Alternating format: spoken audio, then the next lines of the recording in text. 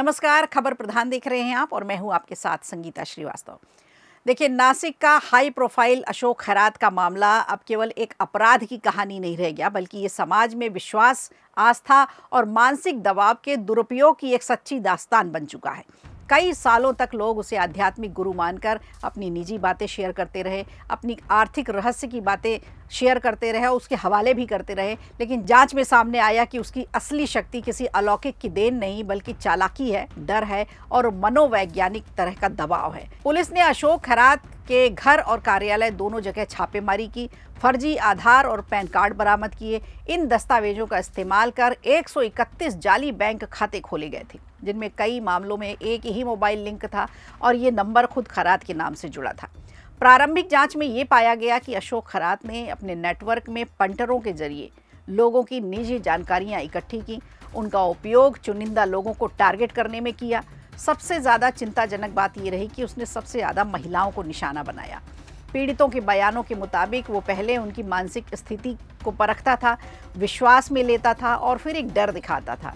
इसके बाद वो दैवीय शक्ति का एक भ्रमजाल बनाता था और इसका इस्तेमाल कर उनको अपने प्रभाव में ले लेता था, अपने असर में ले लेता था। और कोई चमत्कार नहीं करता था, बल्कि उसके हाथों की सफाई थी, सामने वाले का डर था और कुछ ट्रिक्स थी उसकी, जिसकी वजह से वो लोगों को नियंत्रित कर लेता था।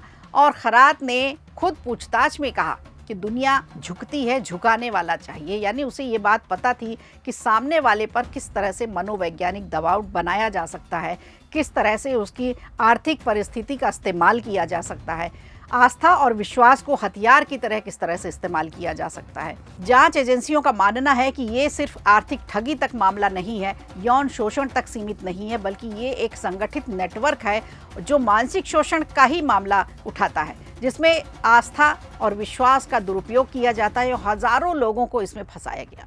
महिलाएं सबसे ज्यादा रहीं, वो भी हाई प्रोफाइल पढ़ी लिखी महिलाएं, बड़े बड़े पदों पर। नासिक, अहिल्यानगर और पुणे जैसे शहरों में इसके कई फर्जी बैंक खाते हैं, जिसमें आशंका है कि कहीं ना कहीं गलत पैसा जरूर आया है। एसआईटी इस पूरे मामले की तह तक पहुंचने की कोशिश कर रही है। जांच का दायरा सिर्फ अशोक खैरात तक सीमित नहीं है, बल्कि उसके पूरे नेटवर्क को खंगाला जा रहा है। मंदिर से जुड़े आर्थिक लेन देन पर पूरी नज़र है और जिस तरह की वो पूजा करता था, तांत्रिक तरीके से उसने जो तरीका बताया है, उसकी जो वसूली करता था, वो उस पर भी पूरी नज़र बनी हुई है। ये मामला समाज के लिए एक बड़ी चेतावनी है।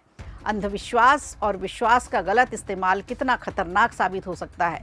अब सवाल ये उठता है कि क्या हमारी आस्था और विश्वास ही अपराधियों के लिए हथियार बन गई है? ऐसे लोग कितने मासूम लोगों की ज़िंदगी को नियंत्रित करके चलते हैं, सिर्फ अपनी लालच के लिए शक्ति का उपयोग करते हैं गलत जगह। नासिक में भोंदू अशोक खैरात के केस ने हमारे समाज के विश्वास और आस्था के दर्पण को हिला दिया है, बता दिया है कि आस्था और विश्वास किस तरह से लोगों को भ्रमित कर सकती है, किस तरह से लोगों को मूर्ख बना सकती है, बेवकूफ़ बना सकती है, किस तरह से मासूम लोगों की ज़िंदगी को छला जा सकता है।